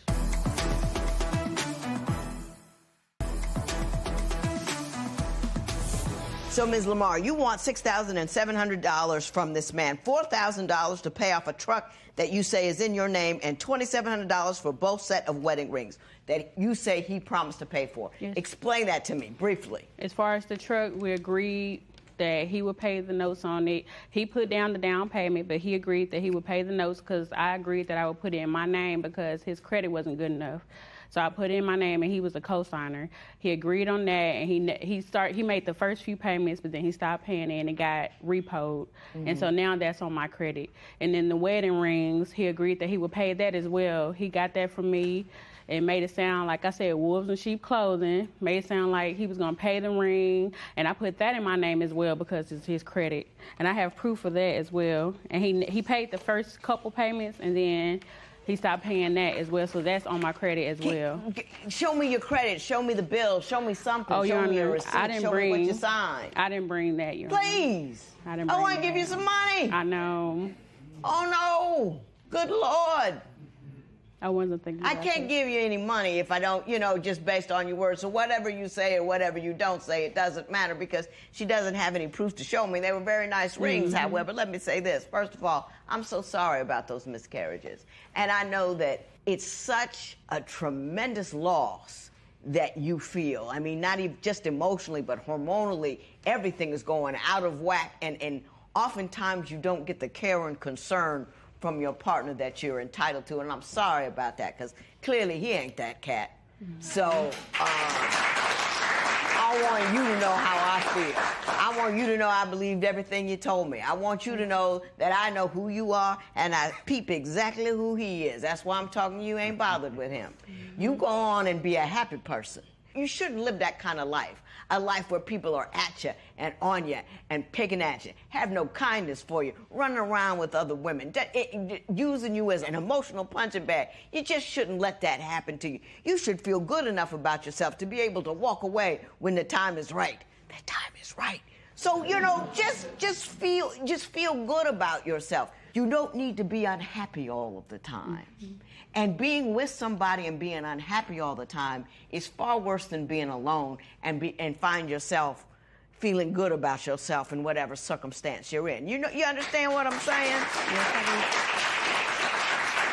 I didn't see anything positive from this side of the room. Nothing at all. It was so nothing, I don't even need to address it. You know what I'm saying? He didn't tell the truth in here. He didn't talk about what he wanted to talk about. He didn't even admit to the things that he admitted to in here. So, you got a whole handful of nothing. Let it go. There will be no recovery in this matter. It is so ordered.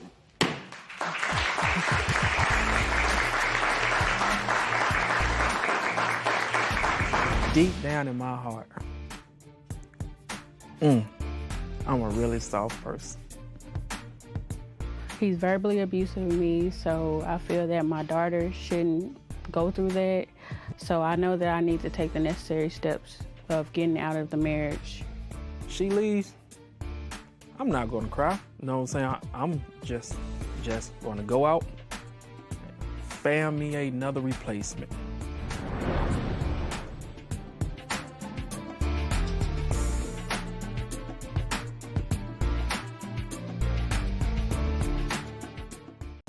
Today on Divorce Court. Terry's gambling is out of control. My gambling is not a problem. Our house is just too small. Martina wants us to get a bigger house for her stuff.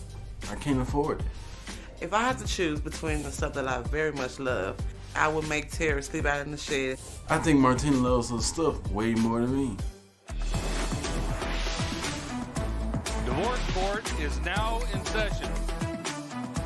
Good day, ladies and gentlemen. I'm here today with Martina Triplett and Terry Freeman. The two of you have been together for a year and a half. You have been engaged for the last 5 months. You have some concerns about your marriage, so you've come to me to ask my opinion. You've given me your marriage license with permission to tear it up should I think the union is ill-advised. You also took my compatibility test.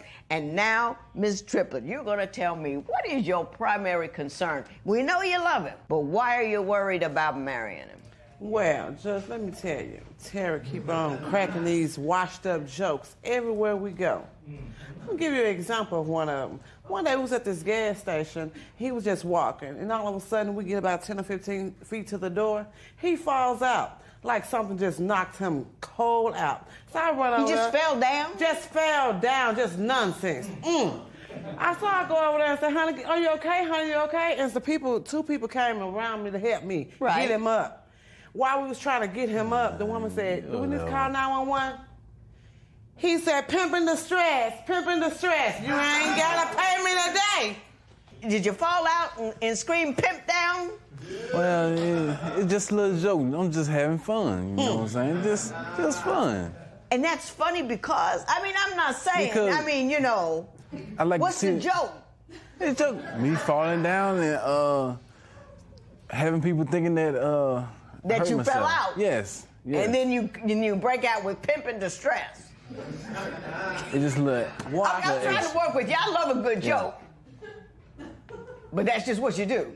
Yes. Are there any other tired jokes that he tells? Let me tell you about this one. So he calls me like he does, well, baby, I'm going to Mom's house, maybe to eat or help her around the house, his mother.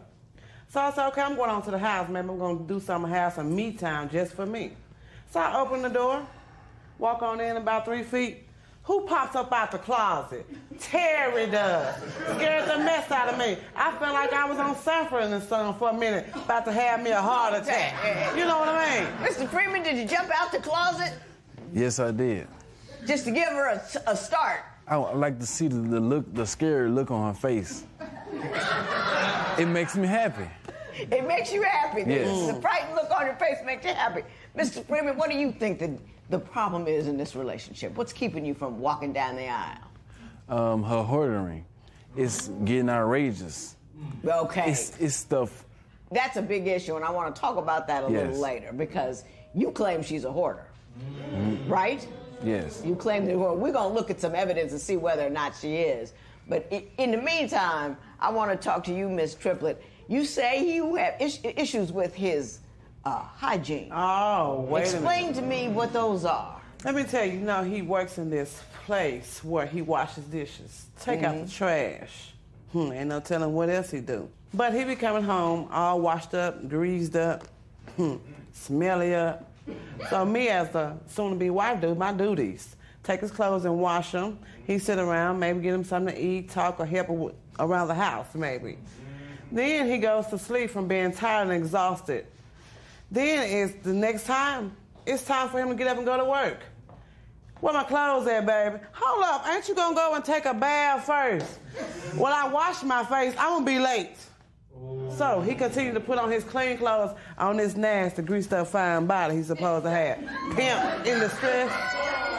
Pimp gonna be looking a mess if you don't get it right. Mr. Freeman, do you skip the shower when maybe you ought not? No. It's just when I come home, I be frustrated with her, you know what I'm saying? I'm like, okay, she want to have, intercourse, you know what I'm saying? So I'm like, no, you done made me mad, so you ain't getting none today, you know what I'm saying? So I'm finna go and not take a shower. Until the next morning. Until the next morning to keep her away. Yeah. Well, that is a whole, I never, in divorce court, I always say I've seen it all. That's a new one. I stay funky so I don't have to have sex. That's interesting. So it's a new one for me, too, That's a whole new one. Thank you, Mr. Freeman. I appreciate that. You're welcome. I like change. You say he has a gambling problem. Is that true? That is most definitely true. Explain that to me. Ooh, where should I start? Let me start about this $3,000 a month. Makes good money, but I barely even see some of it. He couldn't even buy me an engagement ring with the cash. But I ain't gonna explain. I'm not gonna complain too much because from him gambling so much, he had so many points and bought me a engagement ring. I'm sorry, right now it's in the pawn shop where I pawned it because I feel like I need to be going to get me a few tickets. But he hides them in all these weird places. Her gambling problem is way worse than mine. Extremely worse than mine. What kind of gambling does she do? Scratch off. Scratch off. I go to the casino every now and then, but her... Every now and again, come on now. Well, Mr. Freeman, let me ask you this. Talking to me. How much money do you think you spend every month on scratch off? Every month? Just about probably 1,000. You ought to stop. That's it. That's every month. Isn't that 1/3 of your take-home pay? It's okay. I also do side work. I also do side work too. So you have a second job? 3, 4, 5. Mr. Freeman, how much money do you say Ms. Triplett spends every month on scratch-off cards? Give me a ballpark. About 2,000? 1,000. Yes. Do you spend $2,000 a month on scratch-off cards? Yes. Yes, ma'am, but I do be winning, so you can't consider all of that coming from straight out my pocket or his pocket.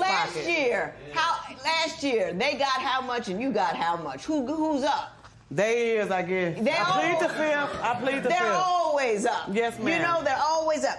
$3,000 a month. Do you know what you people could do with $3,000 a month? Do you own a home? No. Do you have any investments? I mean, there's so many things. $3,000 a month. Yes, ma'am. Don't invest in the state of wherever you are. Invest in the state of your situation. I'm excited on the one hand because I rarely get people who have $3,000 worth of disposable income in here. So I'm just excited that you make that kind of money. But I'm a little distressed by how you spend it. Yes. Having said that, I want to move forward to something you said, Mr. Freeman, which is she is a hoarder. Yes. I understand you also have a video for me. Now, what room is this? That's the dining area right there. Living room. Everywhere, CDs, glasses. Just step back away from whatever it is you're trying to do. Would you agree with me that looks a little beyond the pale?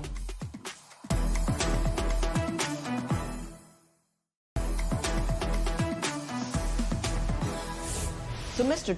Freeman, you contend that Ms. Triplett is a hoarder. Why do you say that? She collects so much things, so many things. I can't walk in the house without tripping over something, you know what I'm saying? It's so much stuff that's in the house. I go to use the restroom, stuff falling out the cabinet on my back. On top of your head. And all that stuff. So I understand you have pictures, so I can discern for myself the nature of the problem, correct? Correct, yes. Let's see the picture. Now tell me what I'm looking at. What is this? That's supposed to be the playroom. It's so much stuff The playroom everywhere. for kids? Yes, but it's really no playroom. It's so much stuff, her stuff in there, you know, she just threw in there, you know, I can't even everywhere. tell what that is. Yes. Do you have the next picture? What is that? That's the car. Is that you bringing everywhere stuff we home? go. Yes, ma'am, that was a light day then. I usually have the back of the seat. What are you bringing home? Ironing board, scrap metal. That's a ironing board. That's somebody gonna need to be ironing. Somebody kids' school clothes. What are you doing with scrap metal? Keep it. I might need Are you to a welder? What you gonna do? I'm gonna sell it, keep it, share it with somebody that might need it. I understand you also have a video for me. Now, what room is this? That's the dining area right there. Living room, everywhere, CDs, glasses, chairs. So much stuff is back here, you know what I'm saying? Just too much stuff. How big is your house? 3 bedrooms, 1 bath. What's the square footage, Miss Triplett? You know. It's a 4-bedroom, 1.5 bath. I understand it's about 1,500 square feet, correct? No, it's 1,726 square feet. 1,726 square feet. If he'll give me a big one, maybe he can walk clearly. Yeah. Now, Miss Triplett, you saw the pictures. You saw the video. Just step back away from whatever it is you're trying to do. Would you agree with me that looks a little beyond the pale? No. That's not quite right, though. No. It's a little just junkier than it way needs too to much. be. It ain't junky enough. What does all that stuff do for you? It comforts me, Judge. It comforts you? Yes. If he would give me a little bit more comfort, maybe I won't have so much junk to deal with. Do you ever sell that stuff? Do you have a purpose for it? Are you trying to build a sculpture? What's happening? I might sell 10% of it just to make somebody smile. But they ain't gonna smile bigger than me because I go out and get my stuff. And it makes me happy. And I love my stuff, Judge. Okay. And I bet you do, which is why I brought out an expert on hoarding to figure out what it is. Because there's a hiccup in your head. That ain't right. You know what I mean? I ain't mad, but it's not right. I tell you all the time. No, everybody doesn't do that. And I want to figure out why you do. Because that's one of the things impeding you from getting to the altar. You don't want to have a whole bunch of junk standing between you and a ring, right? Right. So let's figure out why that's happening. And I brought somebody here who can help us. I brought an expert here. Her name is Cynthia Zaragoza. When you saw Miss Triplett's house, what did you see? Did you see just a little bit of mess, or we got an issue? We definitely have an issue. It's definitely hoarding behavior, and there's definitely health risks associated with a lot of objects. So since we don't agree on what we're saying, he sees what I see, you see something else. I brought an expert here. Her name is Cynthia Zaragoza. She's going to come forward, and she's an expert on hoarding. How are you? Thank you so much for being here. We are happy to have you. Why don't you just give me a brief recitation of your background and tell me what is hoarding and whether or not you believe Ms. Triplett is a hoarder. So I'm a licensed marriage and family therapist. I've been treating hoarding since 2010. And hoarding disorder is characterized by compulsive urges and behaviors to acquire a large amount of possessions and the difficulty in involuntarily discarding those possessions. And it affects about 2 to 5% of the population. Generally, why do hoarders hoard? What is it emotionally that they're trying to cope with? So there's a variety of reasons for different people. There tends to be a strong attachment to objects and a difficulty in letting go and releasing. When you saw Ms. Triplett's house, what did you see? Did you see just a little bit of mess, little disorganization, or we got an issue? We definitely have an issue. It's definitely hoarding behavior, and there's definitely health risks associated with a lot of Now, I know you had an opportunity to talk to Ms. Triplett beforehand. What did you get from her? What did you feel from her when you spoke to her? Well, Ms. Triplett is definitely very attached to her objects, and she did express that it's a coping. She likes holding on to it. It comforts her, and that's very typical. The acquisition of stuff makes her feel more comfortable. It brings down her level of anxiety for some reason. Yeah, there's an underlying anxiety. Yeah, because that's what we're all doing. When we gamble, when we drink, when we eat too much, when we hoard, we're all self-soothing. There's all this cortisol stuff going on in our heads, and we want to feel better. We want to bring it down. So we engage in activities, drug taking, alcohol, sex, all that kind of thing is to bring down the anxiety. What you anxious about, Ms. Triplett? Y'all just don't understand. About 15 years ago, something major happened to one of my family members in my home. And so I tried to go to counseling, try to get some help to help me cope with that. So I find myself picking up 1 or 2 things a day. By the time the end of the week, I got about 10 or 15 things extra in my home. Right. And it started to make me feel better. Very, very comfortable. Things that I might like, might not like. It's just the principle of them being there. They're my things, and it made me feel better and learn to go through this pain that I was carrying. Yeah. Can I say this, and you can co-sign, you can tell me, Judge, you stick to your field. It's not that you feel better, it's that you feel nothing. That you stop the anxiety by engaging in other activities. I mean, liquor or anything is a momentary, it shuts down the anxiety, it shuts down the fear, it shuts down the pain, it shuts down the abandonment, but you don't feel better, you're just momentarily walled off from it. Am I right or am I wrong? Absolutely, it's a numbing. I might agree with that then, Judge, for momentarily. Here's what I want to say, Ms. Triplett. I want you to get married. I want you to marry him. Because you put on here, on your compatibility test, I asked everybody, are you sexually attracted to your partner? You put the biggest yes I've ever seen in my life. It was about this tall. She had all these exclamations. I want you to get that good thing on the regular. Yeah. So we're going to deal with this so we can get you to that. Amen. Thank you. Thank you.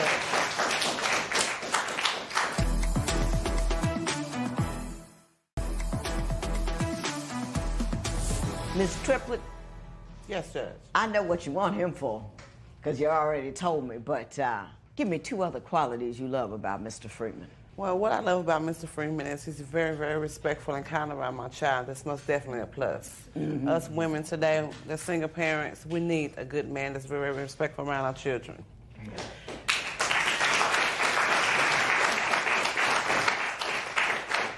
Give me 3 things you love about Ms. Triplett. His smile. No, I'm talking to him. You're so excited to be with him, you can't even stop. Go ahead.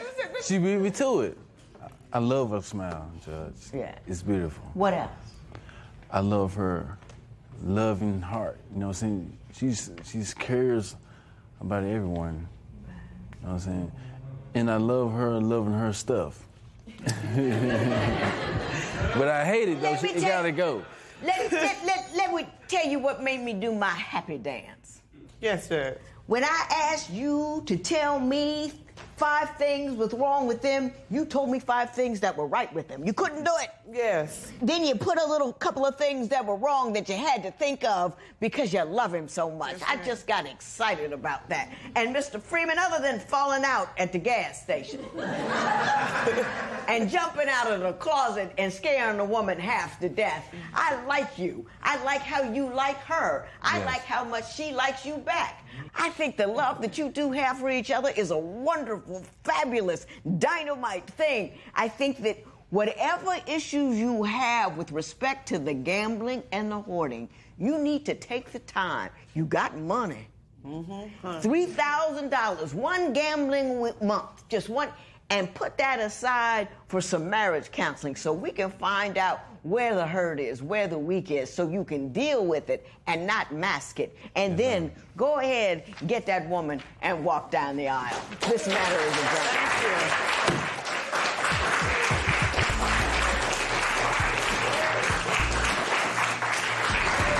You know what? I want to marry this man, so I guess I will eliminate some of my stuff that I very, very love because I love him more than my things. That's what I learned today when I was in the judge. And me just letting go of all the stuff, I don't care about the stuff anymore, you know what I'm saying? I love her, you know what I'm saying? No matter what, I'm gonna be with her, no matter what.